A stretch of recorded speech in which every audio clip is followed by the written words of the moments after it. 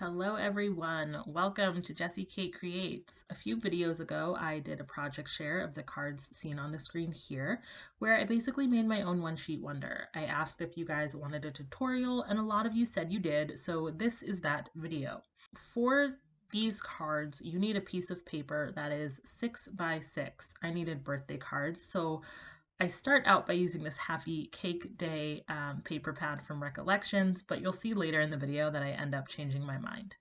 But the first thing you need to do is just make sure that your paper is actually cut down to 6 by 6. I'm using a leftover scrap of 12 by 12 paper here, so I just needed to go ahead and cut it down to size. I know some of you are probably like me and you hoard 12 by 12 paper, so I hope this is just a reminder that you can always cut it down to a more manageable size and use it for 6 by 6 templates. Okay, so on to making the cuts for this card. We are going to cut this paper 3 times. 2 of those are going to be with a paper trimmer, and then 1 time we are going to use a die from our stash. So the first cut that we need to do is taking off some excess paper at the bottom. We are going to be making A2 cards today, so we are going to cut our paper down to be 5¼ inches tall.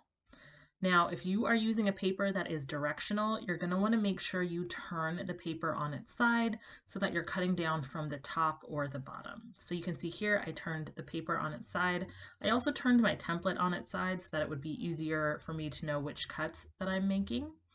And now I'm going to turn the paper again so that it is up and down, so the direction is showing correctly. And now I'm going to cut my paper down to 4 inches. This is going to give me 2 pieces of paper. One that is 4 by 5¼ and another piece that is 2 inches by 5¼ That's it for the cuts that we need to make with our paper trimmer. Super duper simple. So now it's going to be time to move on to die cutting. Now you're going to see here, I am just using super simple stitched circle dies from Cat Scrappiness. You can use whatever you have in your stash. Maybe you want to use a balloon die or a heart die since Valentine's Day is coming up. Honestly, whatever floats your boat, go ahead and use to cut an image out of the kind of upper center portion of your pattern paper. And there we go. Those are the 3 pieces of paper that we need, and you can always save that tiny scrap at the bottom and use that for the inside of your cards. Now I changed my mind. I did not use the cupcake paper to make my cards. I was in the mood to use something that was a lot more fun and tropical, probably because it was 70 degrees outside on this day. So I picked a really pretty paper from this Confetti Wishes paper pad by Pink Paislee. I just love the hibiscus flowers and all of the big tropical leaves. I wanted to show you how I cut this paper because you'll notice that this paper, the design is not symmetrical. They're kind of flowers randomly placed all over this card. And I'm taking the die I'm going to use and I'm positioning it in different places because the circle we cut out is going to be the only piece of pattern paper on one of our cards. So I want to make sure I get a portion of the paper that has a lot of interest. And I love this cluster of flowers. I think it's really pretty and it's going to really stand out and pop on a card all on its own. So I wanted to make sure that I cut my paper so that I could get that cluster of flowers when I do the die cutting. Now for the 2-inch strip, I was thinking about the same thing. I wanted there to be a lot of flowers on that strip, so I wanted to make sure I got those 2 flowers at the very bottom, which means I'm going to cut my little scrap of paper that's 3/4 of an inch from the top instead of the bottom. That way I am really choosing the portions of the pattern paper that are going to show on my card. So you'll see what I mean in just a minute here. So the first cut I'm making is at 4 inches. And then I'm going to turn the paper on its side and cut it down so that it is 5¼ inches, just like that. This time I am going to take it off the bottom so that I don't cut into that pale pink flower at the top because I want that to be part of the cluster of flowers. Okay, so that one's done. I'm going to set it aside. I'm going to bring in the 2-inch strip, and remember, I want to keep that really pretty coral flower at the bottom of the paper. So I'm actually going to turn this so that I am chopping my paper off of the top or the other side right there. And again, you're just cutting it down to 5 1/4. So you can see these are cuts that we tend to make when we're cutting down 6x6 paper. I'm just going to dress them up a little bit differently. So those are all of the cuts. It really doesn't matter how you choose to cut your paper as long as you get a piece that's 4x5 1/4 and another piece that is 2x5 1/4. So now I'm going to die cut out that cluster of flowers, and then we're going to move on to making the backgrounds for these cards. So there we go. Those are the 3 pieces of pattern paper that we need. Perfect.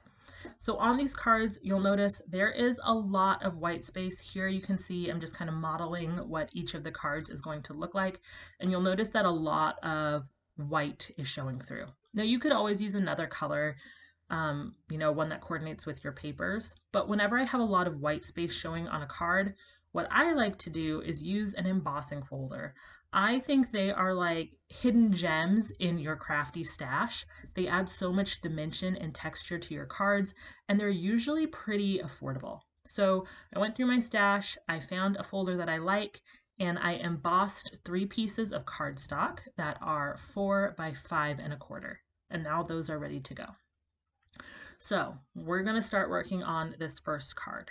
So this one's really simple. It's just basically that strip of paper on the card, and to add a little interest and make it pop, I'm going to add a little bit of paper to kind of matte one edge of my pattern paper. If you've watched this channel before, you know I love gold, so of course I grabbed some gold metallic paper. Now you could cut a piece of paper like we have right there that's just maybe 1/8 of an inch wider than our 2-inch strip. Or you can just use a random scrap like I'm doing here and line it up. Whichever way is a little bit easier for you. I don't mind eyeballing things, which is why I'm just using this random scrap. And you could have more of that gold showing if you want. I just like things having a really tiny edge. Okay, so now on to doing the sentiments. So like I shared, I'm making birthday cards. So I took a happy birthday phrase from Concord and Ninth's All the Birthdays stamp set. Use whatever you have in your stash here, guys, and whatever works with the cards that you're making. I just like the way this happy birthday looked. So I am going to emboss it, heat emboss it onto some white cardstock.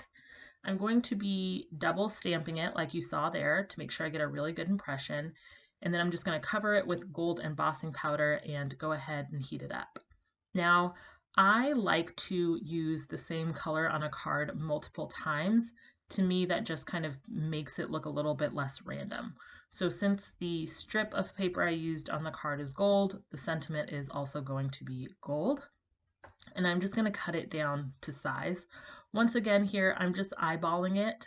It really doesn't matter how big your sentiment is as long as it fits on the card.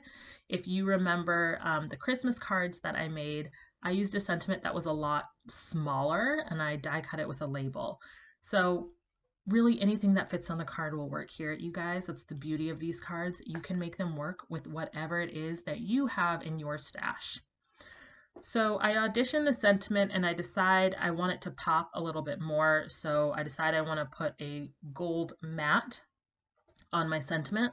Like I said before, I want that gold theme to really run through the card. So now it's on the sentiment, it's on the paper matting the sentiment, and it's lining the strip of patterned paper. So you have it in 3 different places on the card, and that just makes it really look like the gold is supposed to be there. And of course you could use, you might want to use green paper or pink paper or glitter paper, whatever makes you happy. So I decide where I want everything to go. And I also decide that instead of using a white card base like I normally do, I want to mix things up.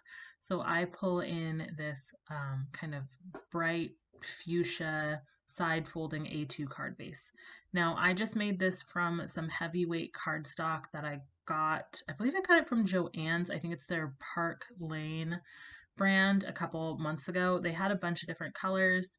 And I usually tend to just use, white, craft, or black for my card bases. And I'm really trying to switch it up, especially since I already have this really pretty heavyweight cardstock in my stash. So I just went ahead and added some foam tape to the back of that pattern paper. adhered it to the card, and I'm going to do the same thing with the sentiment. I'm only adding foam tape to one side because the other side is going to be laying on top of our pattern paper, which is already popped up. Now, if you struggle with getting things, perfectly positioned on your card, I really encourage you to use wet glue on top of your dry adhesive. It just gives you a little bit more wiggle room when you're trying to get your sentiments lined up perfectly on your card.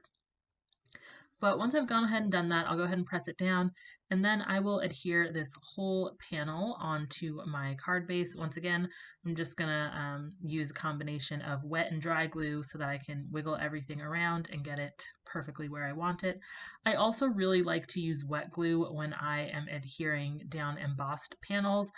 I don't know, it just gives me a little bit more peace of mind that everything is going to adhere securely.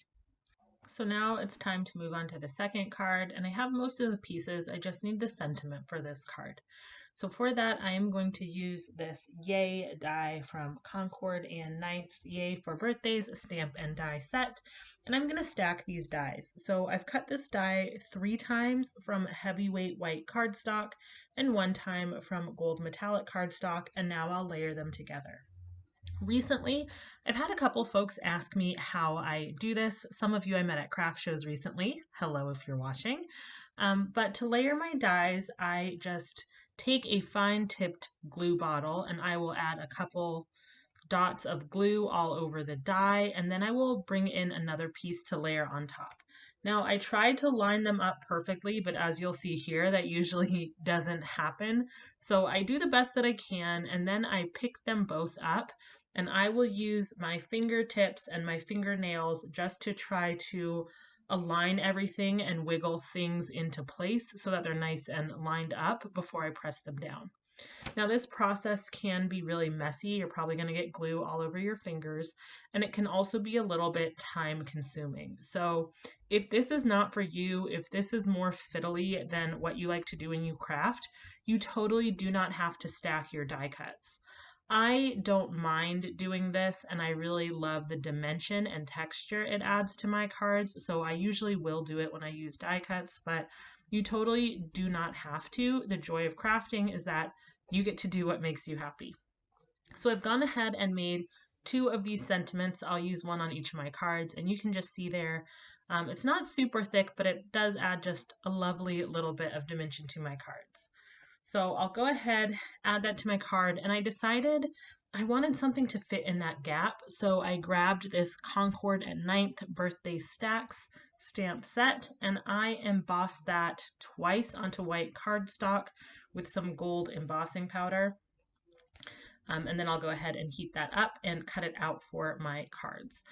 Now, recently I was looking through my stash and I realized I actually don't have that many birthday stamp sets, and there's something I really wanted to add to my collection.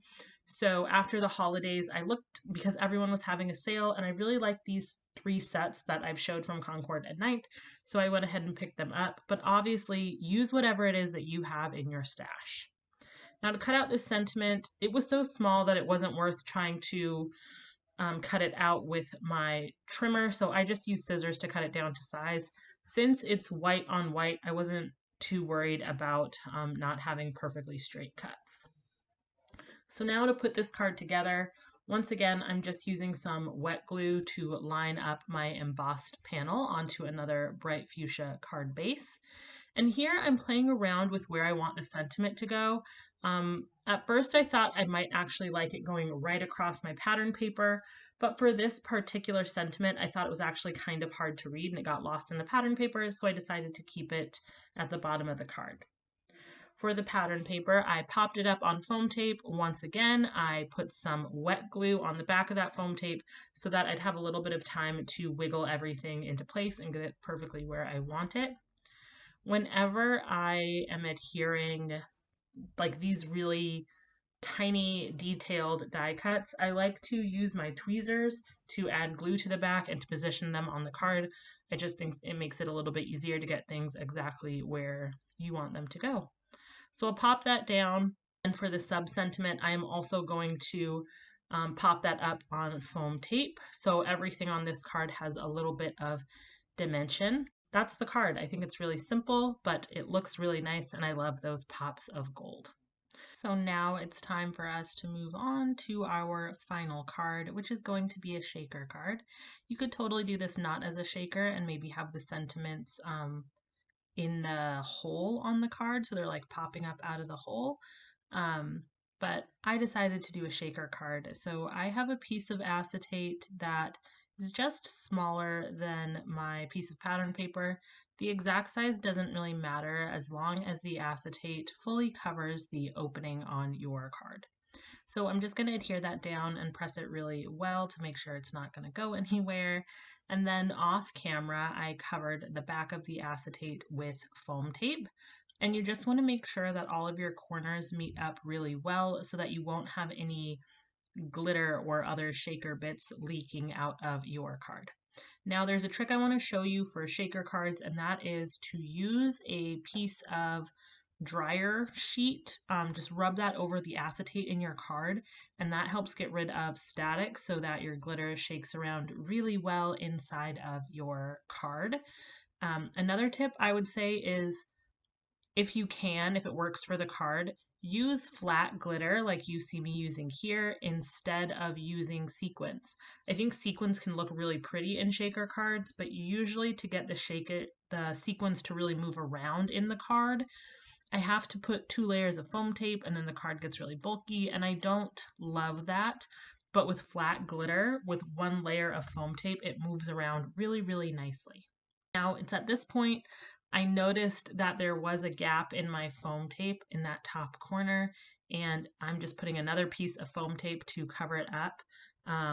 Otherwise, I would have little tiny bits of glitter falling out of my card, and we definitely don't want that. So now I'm just going to add just a little bit more glitter to the inside of my card, and then I will put down the embossed piece of cardstock to cover everything up.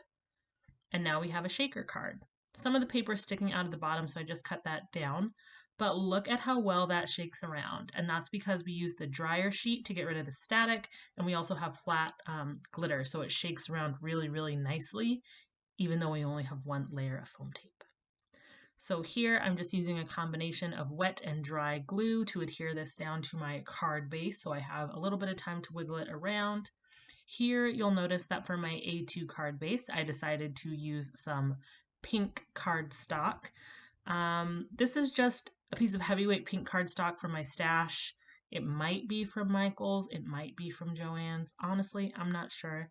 Use whatever floats your boat and whatever works with the pattern paper that you are using. Now to finish off this card, for the front, I'm just using the same sentiment that I used on the last card. Really the only difference is that this time, to add a little bit of fun to this card, I am tilting the sentiment so that instead of being straight on the card, it's a little bit of an angle, and I thought that was just a really fun touch for the card. And then I'll also pop up that It's Your Day sentiment as well on some foam tape. And that's going to complete the card. Now, I think that this shaker card was probably my favorite one, but I think they're all great, and that's one of the reasons that this is one of my favorite go-to ways to use 6x6 pattern paper. To finish off the insides of these cards, I'm just taking those words happy and birthday, and I'm going to stamp them onto a white piece of cardstock that I will add to the inside of the cards. So I just have the word birthday here, and I'm inking it up in Concord and Ninth Honeysuckle. It's a really bright pink color that I think matches the fuchsia card bases really well. Now for the word happy, I'm going to stamp those in black, and I've just lined the stamp up so that it's sitting right on top of the word birthday, and the loops are kind of overlapping the word birthday. I wasn't sure about this at first, but once I stamped it down, I decided I really liked the way it looked. It was really fun and whimsical, and I thought it fit with the design of these cards. So once these are done, I'm just going to go ahead and adhere them to the inside of my card with a little bit of wet glue, and there you have it. It's a really simple way to finish off the inside of the cards, but it makes everything kind of tie together. I did the same thing for the shaker card. The only difference is that I used a lighter ink. I believed I used Concord and Ninth's ballet slipper. It just matched the card base a little bit better. Now, for going back to the very first card that we made in this video, since it already says happy birthday on the front, I didn't want to stamp that inside. It would be a little repetitive. So instead, I just took a strip of leftover pattern paper and added that to the bottom, and it completed the inside of that card. So there you have it. 3 cards made from one piece of 6x6 pattern paper. I think these are all really fun cards. I think they're all really impressive cards, and I think it is a great way to stretch any pattern papers that you really love and have a hard time using, so that you get multiple cards from them. While all of these cards are great, like I said before, the shaker card is my favorite. I would love to know which one is your favorite in the comments down below. And if this video inspires you to give this a try, I would love to see what you make with this one sheet wonder. Please tag me in your creations over on Instagram. I'll have my Instagram handle linked in the description box down below. Thank you guys so much for watching. If you liked this video, please give it a like and be sure to subscribe to catch all my future videos. Thanks so much. Bye.